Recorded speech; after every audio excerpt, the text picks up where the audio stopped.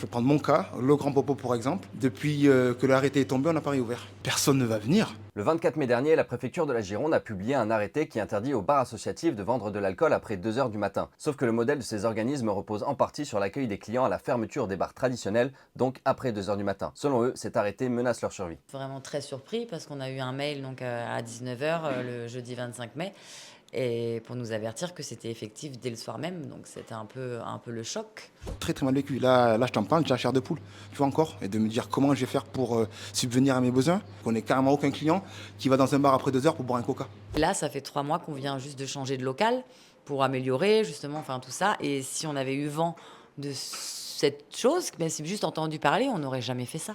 Nous, ça nous engendre beaucoup de stress. On risque de tout perdre. La préfecture reproche à ces structures d'être à l'origine d'atteintes régulières à la tranquillité et à l'ordre public. Bah, les nuisances, on peut comprendre, mais on ne pense pas que c'est forcément que les bars associatifs. Je pense qu'il y a des solutions qui peuvent être trouvées au lieu de punir directement le secteur entier et de nous condamner. On est là pour travailler avec la mairie, travailler avec la préfecture pour trouver des solutions. On n'est pas là pour gêner la communauté. Les bars associatifs bordelais ont monté un collectif et lancé une pétition pour contester cette décision. Et surtout pour sauver cette culture de bar associatif bordelais qui existe depuis une vingtaine d'années, qui a plusieurs milliers de pratiquants chaque week-end. On va rien lâcher.